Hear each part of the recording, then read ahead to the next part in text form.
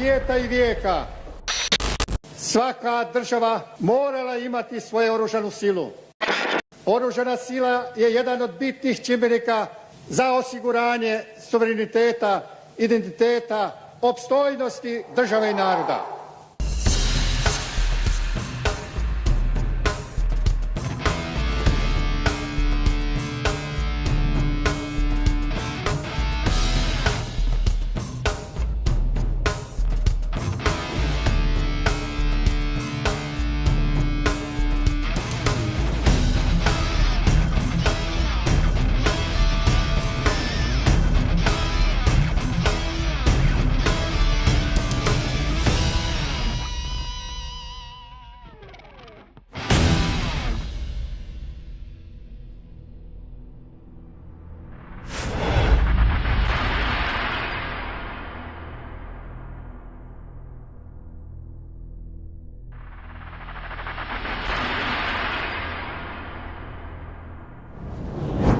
Povjesnica 66. vojne ima jedan vrlo specifičan razvoj u odnosu na druge postrojbe vojne policije, druge vojne policije.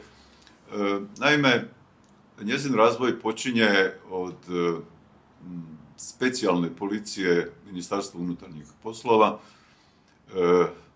koje su se počele ustrojavati 1990. godine, da bi u svibnju 1991.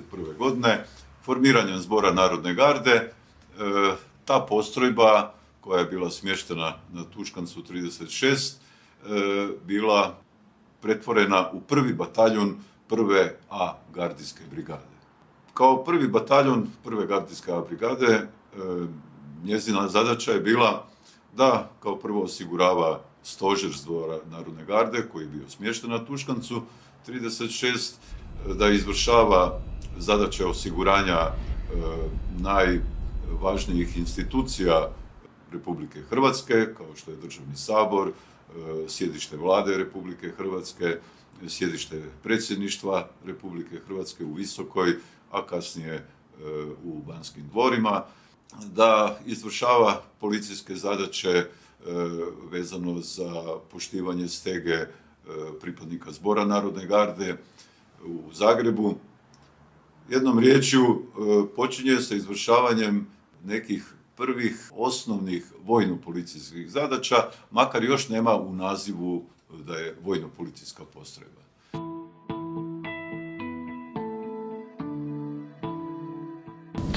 Bio sam pripadnik 66. vojne policije Kobra od samog njenoga početka, znači od ustrojavanja postrojbe. Ono što bih želio istaknuti, sam taj nastanak i ustrojavanje postrojbe događa se nešto ranije od samog ustrojavanja i toga naziva 66. vojne policije Kobra.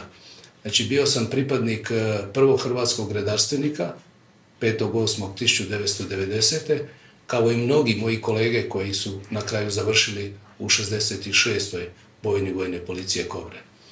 Zapovjednik tog prvog bataljuna prve gardijske brigade je bio gospodin Ivan Grbavac, zvan Kobra, a njegov zamjenik je bio Branko Glavaš. Oni negdje sredinom kolovoza 1991. godine predlažu pukovniku Imri Agotiću, tada načelniku stožera Zbora Narodne garde, da se prvi A bataljun transformira i dobije naziv zaštitni bataljun glavnog stožera Zbora Narodne garde. Skupljanjem u Šimunskoj u Zagrebu 5.8.1990. došli smo na tečaj za nove policajce. Ubrzo nakon našeg okupljanja događa se Kninska pobuna 14.8. I već ubrzava se obuka za policajce, redarstvenike i mi već krajem rujna te godine raspoređujemo se, jedan dio pripadnika odlazi u matične policijske uprave, jedan dio odlazi u specijalnu jedinicu Lučko, a jedan dio odlazi u Rakitje i na Tuškanac. Na kraju, taj dio koji je otišao u Rakitje postaje poslije prva gardijska brigada. Mi koji smo otišli na Tuškanac bili smo prva bojna prve gardijske brigade jer nije bilo dovoljno mjesta za smještaj u Rakitju i locirani smo na Tuškancu.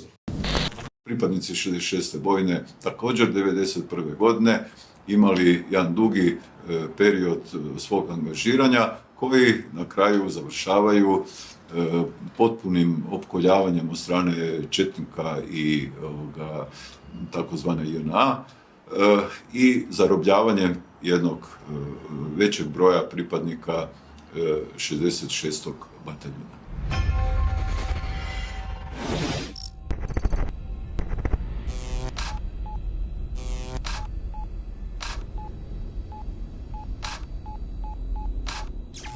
Moj prvi susret sa 66. bojnom vojne policije, tada već poznatim Kobrama, bio je negdje koncem travnja 1992. godine, kada sam po zapovjedi načelnika uprave vojne policije raspoređen na dužnost, tada je to bio referent za operativno nastavne poslove u zapovjedništvu 66. bojne na Lašćini.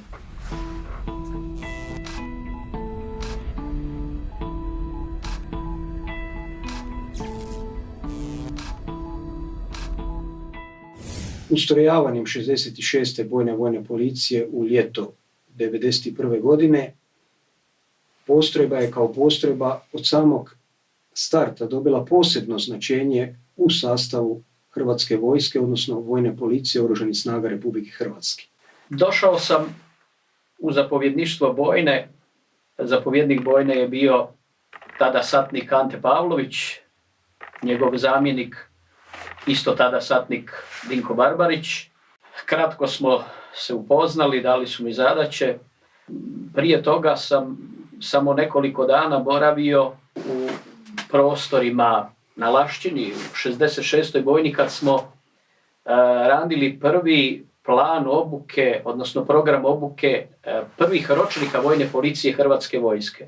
Danas, nakon ovih 26 godina koliko je prošlo, mogu sa sigurnošću reći da smo svi bili i veliki entuzijasti i da smo vrlo ozbiljno shvatili te svoje zadaće. Naravno, moram ovdje naglasiti svakako i potporu koju smo imali i od zapovjednika bojne i od njegovog zamjenika, a obzirom da je 66. bojna bila pod neposrednim zapovjedanjem uprave vojne policije, odnosno njezinog načelnika generala Laušića, onda smo mi bili stalno u situaciji da se naš rad svakodnevno i prati i promatra.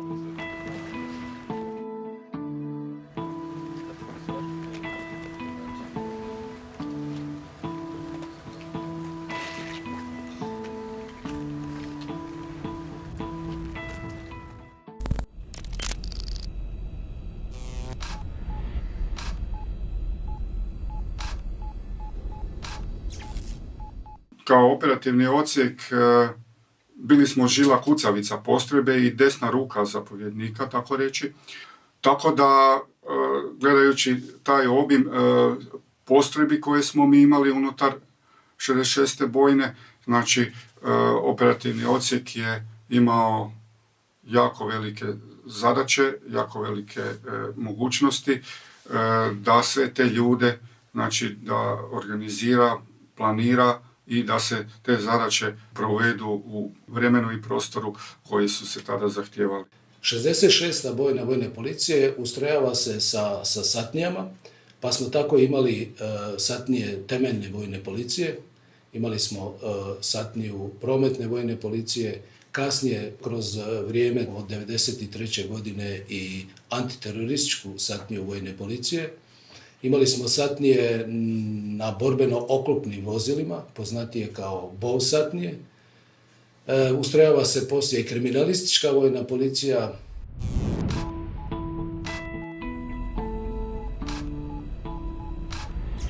Svakako je za spomenuti da smo imali i vrlo važne vodiče i službene pse koji su odigrali svoju značajnu ulogu posebno u vojno-policijskim zadaćama. 66. bojna vojne policije od samog početka bila je jaka i moćna postrojba. Zvali su je elitna postrojba, sastavljena od pripadnika pristiglih zaštitnog bataljuna koji su već bili prvi hrvatski redarstvenici, pripadnici prve gardijske brigade Tigrovi i drugih postrojbi. I kao takvi smo bili velika postrojba, moćna postrojba, dobro organizirani od strane uprave vojne policije pod kojim smo bili podređeni. Imali smo prioritet u opremanju postrojbe, imali smo sve moguće logističke podrške koje nam je trebala za izvršenje naših zadaća.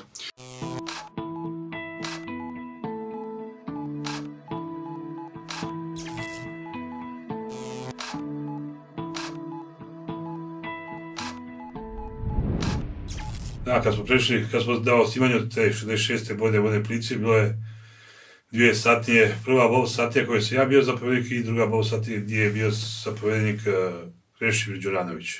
Kao pripadnik specijalne policije Ministarstva unutarnjih poslova, odnosno Zbora Narodne garde, bio u Vukovaru. Kad smo se vratili iz Vukovara, to je bio početak 8. mjeseca, onda sam pozvan u glavni stožer i rečeno mi je da će moja druga satnija da radimo vojno-policijske zadaće. Imao sam u svojoj postrojbi sve najbolje borce, ratnike. Najviše su bili Slavonci, Bosanci i Zagorci. Bilo je tu malo i Ličana i Banijaca, ali najviše je bilo Slavonaca, Bosanaca i Zagoraca. Već se odmah vidjelo da je to postrojba čiji pripadnici su većinom u prosjeku imali oko 24-25 godina, bili na visokoj razini psihofizičke spremnosti, obučenosti i uvježbanosti za provedbu zadaća iz djelokruga rada vojne policije.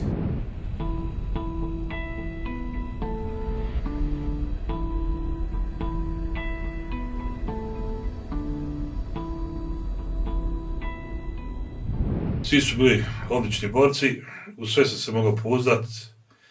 Svaki teren koji sam mogao ići, koji sam trebao ići i koji sam išao, uvijek sam imao barem 20-30 svojih ljudi da izaberem iz sve 3 postrojbe u 66. bojne vojne policije.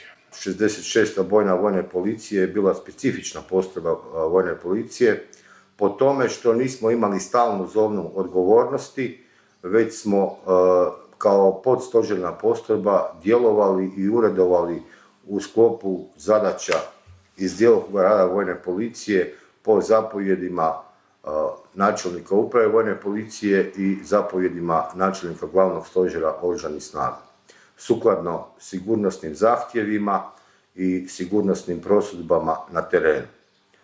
Jedna od najbitnijih zadaća koje smo obnašali tijekom Domovinskog rata svakako je osiguranje prvog hrvatskog predsjednika doktora Franje Tuđmana i vrhovnika oružanih snaga u mjestu i u pokretu. Napomenut ću da smo zaista profesionalno radili svoj posao, jer posao vojnog policajca je vrlo zahtjevan.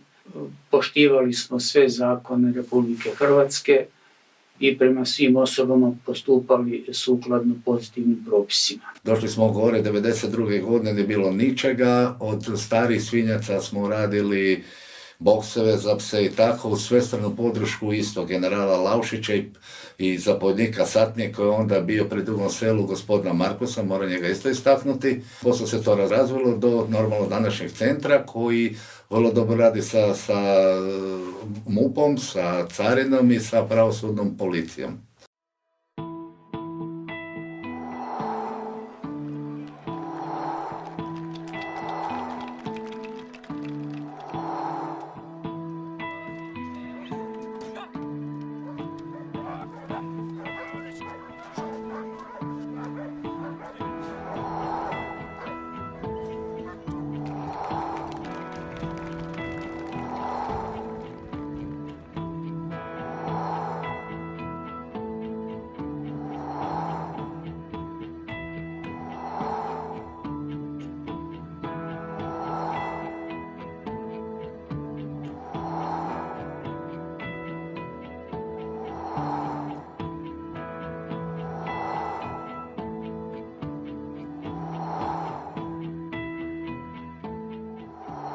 1994. godine general Laušić je dao zadaću da se trojica pripadnika vojne policije pošalju u Policijsku akademiju MUP-a RH na školovanje za pirotehničare kako bi obnašali u upravi vojne policije zadaće iz domene protudivizijske zaštite.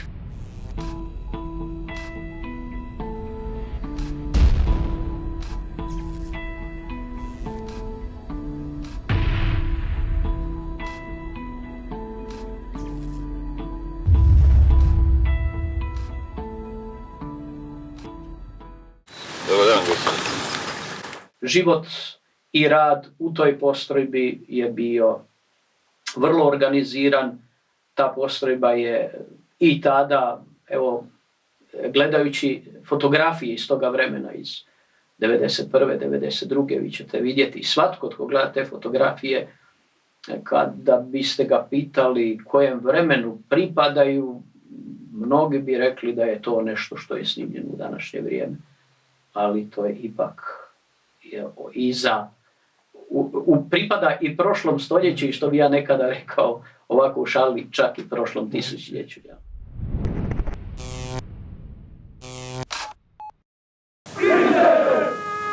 Da ću savjesno i odgovorno pokoravati se službenim naredbama i zapovjedima. Stoga je vaša zadaća i nadalje da u duhu svoje prisege koji ste danas položili štitite i čuvate ustavni pravni poredak suverene i samostalne međunarodno priznate Hrvatske. Specifičnost 66.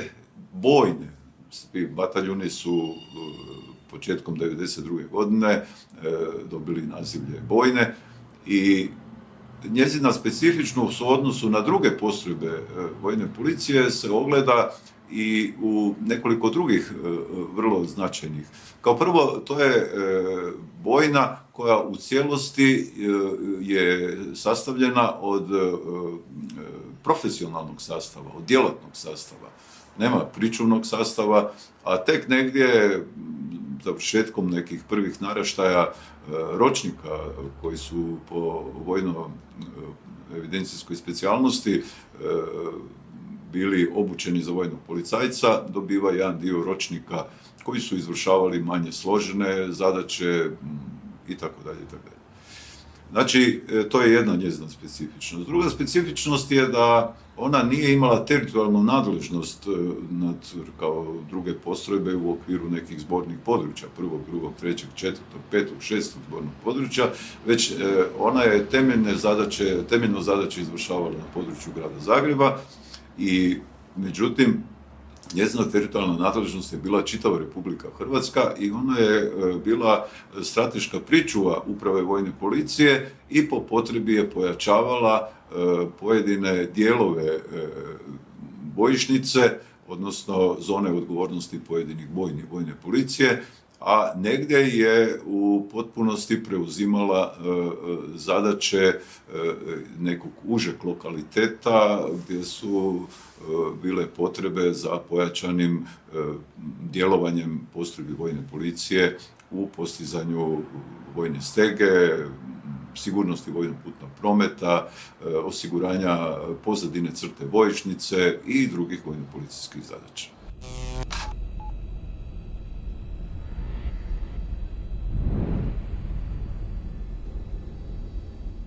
U tijeku Domovinskog rata formirana je antiteroristička postrojba vojne policije i ja sam pristupio toj postrojbi.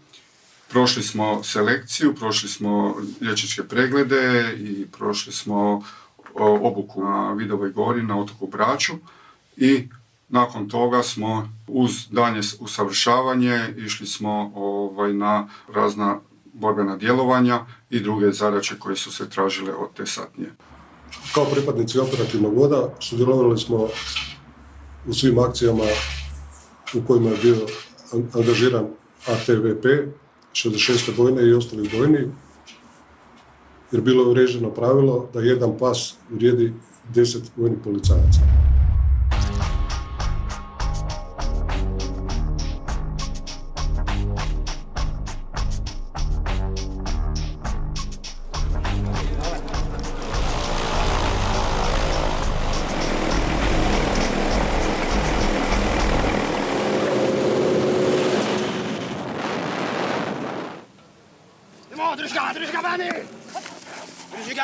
I savladali ste tu jednu psihološku barijeru u samom sebi i savladali ste taj jedan prostor koji je za čovjeka ipak neprirodan prostor.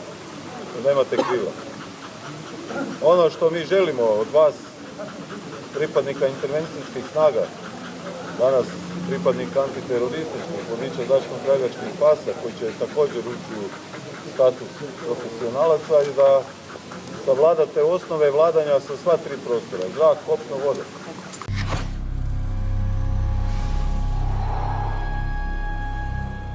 Želio bih naglasiti također da su u 66. bojnu vojne policije pristupili i mnogi Hrvati izvan Republike Hrvatske koji su osjetili probleme u domovini, ali pored svoje lagodnosti života iz Sjedinjenih Američkih Država, Kanade, Australije, Švedske, Njemačke i drugih zemalja došli su u Republiku Hrvatsku i priključili se u obrani domovine. Te 92. godine u vojni imali naše kolegice, vojnikinje, dočasnice, časnice.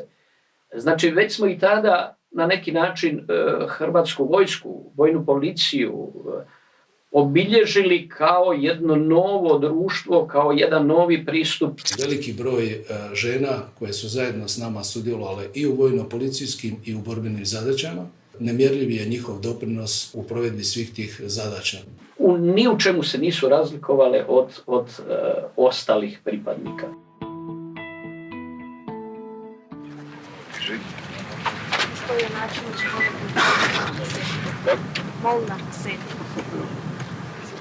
U rujnu 1992. godine sam maturirala u 9. mjesecu i odmah iza toga sam se preko nekih dečki koje sam upoznala, koji su radili već u vojnoj policiji, saznala da eto, čak i primaju i žene u vojnu policiju i došla sam na Lašćinu, gdje je tada bilo sjedište 66. vojne policije.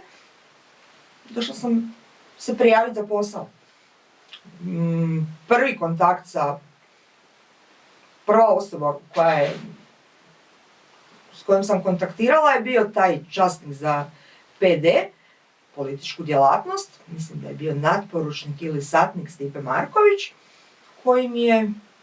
koji me je pitao što hoću i ja sam mu rekla da želim biti vojni policajac, a on mi je na to odgovorio, može mala, ti se lijepo smiješ.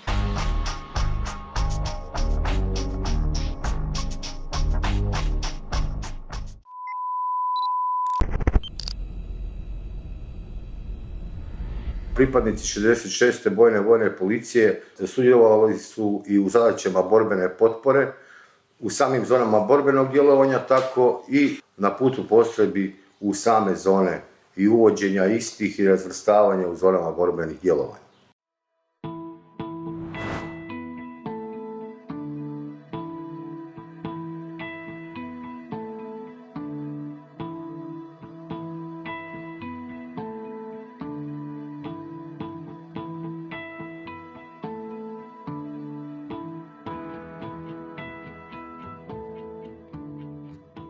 Međutim, njezina specifičnost tog bataljona je da od prvog dana vrlo intenzivno učestvuje u izvršenju borbenih zadaća na širem prostoru Republike Hrvatske. 66. bojna vojne policije, odnosno namjenski organizirane snage ili borbene grupe, su sudjelovale u većini oslobodilačkih borbenih operacija koje su uspješno provedene na teritoriju Republike Hrvatske. Pa djeluju i na Ljubovu, i u Iloku, i u Vukovaru, a pod zapovjedništvom Ivana Grbavca dijelovi tog bataljona učestvuju u osvajanju skladišta Prečec, vrlo značajnog skladišta, gdje je po podacima koji su pribavljeni tada Hrvatska vojska došla u posjed preko 22.000 tona raznog streljiva, oružja i tako dalje, a vrlo, opet pod zapovjedništvom Ivana Grbavca, dijelovi 66. bataljuna učestvuju u osvajanju vojarni u Varaždinu i Bjelovaru.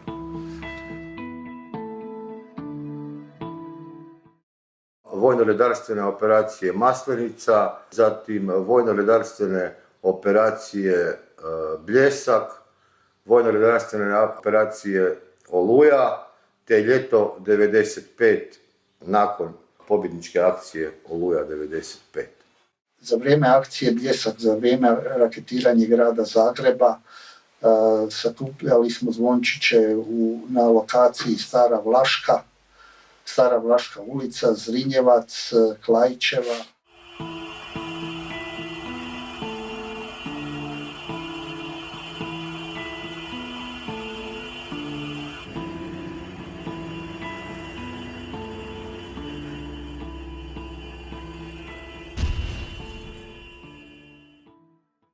Ona ima i jednu specifičnost da je kao prvo uvijek imala jako dobar zapovjedni sastav. Počeo od prvog zapovjednika Ivana Grbavca, pa onda i pukovnika Ante Pavlovića, pa pukovnika Branka Glavaša, pa Dinka Barbarića, tako da Roberta Streleca, ne znam da li sam koga izostavio, ali ja sam znao i u godinama ratnog djelovanja reći da je 66. bojna bila rasadnik kvalitetnih časničkih i dočasničkih pripadnika vojne policije, a moram odmah reći da uprava vojne policije je velikim dijelom bila u danjem svom razvoju i ustrojavanju tokom tih 90. godina bila sastavljena od časnika i dočasnika koji su iznikli iz 66. bojne. To su negdje te njezine značajke i specifičnosti u odnosu na druge postrojbe vojne policije. 66. bojna, kad govorim ona je uvijek, sam naglašavao, trebala biti ogledalo pripadnika vojne policije. Naime, već samim priznavanjem Republike Hrvatske 1992. godine u službene posjete Ministarstvu obrane i drugim državnim institucijama su dolazili visoki vojni i civilni dužnosnici stranih zemalja, ministri obrane, načelnici glavnog stožera. I mi smo također kao jednu subspecijalnost u 66. bojnoj formirali skupinu, danas je to satnija, za posebne oblike osiguranja, odnosno ono za, što se stručno kaže, za osiguranje štićenih osoba u mjestu i pokretu. Znači, eskortno osiguranje i tu su ti pripadnici, danas je to satnija, za posebne oblike osiguranja u okviru pukovnije vojne policije, bili prezentanti ne samo vojne policije, nego Hrvatske vojske, jer ti visoki vojni i civilni dužnosnici, ministri obrana, načelnici glavnog stožera su u svojim kratkim dolascima u službenu posjetu od Hrvatske vojske vidjeli samo vojne policajce koji su bili u funkciji njihovog štićenja. I zato su morali biti ogledalo svojim izgledom, ponašanjem, profesionalnošću, jednostavno ogledalo Hrvatske vojske. Moram sa zadovoljstvom reći da su pripadnici 66. bojne to uvijek i bili. Biti pripadnik 66. vojne policije je za mene bila iznimna čast i ponosan sam i nisam mijenjao postrojbe, ostao sam do kraja u toj postrojbi i nastavio u pukovniji vojne policije i to je jedan veliki zlatni dio mog života, jedna dobra dionica, kako bi se reklo. Stekao sam mnoge prijatelje, kolege, poznanstva. Bilo je normalno kao i svagdje i lijepih i težih trenutaka. Naša postrojba je nažalost dala 7 pripadnika koji su položili živote na oltar domovine i dvojica su se vodila kao nestali. Bilo je i ranjenih, bilo je i zatočenih, ali eto, bili smo opet u svemu tome jedinstveni, složni i bili smo stručni, bili smo, kažem, jedna elitna postrojba što je i glavni stožer od nas zahtijevao i uprava vojne policije. i kao takvi smo djelovali. Jednom riječju, uvijek sam se ponosio 66. bojnom, ponosio sam se sa njihovim pripadnicima, tako da doista 66. bojna je bila na neki način ogledalo vojne policije tada, a mislim da i njezini pripadnici koji još uvijek aktivni su u okviru pukovnije vojne policije i posebnog sektora vojne policije u okviru ministarstva koji djeluju, mogu biti ponosni na svoj taj ratni put.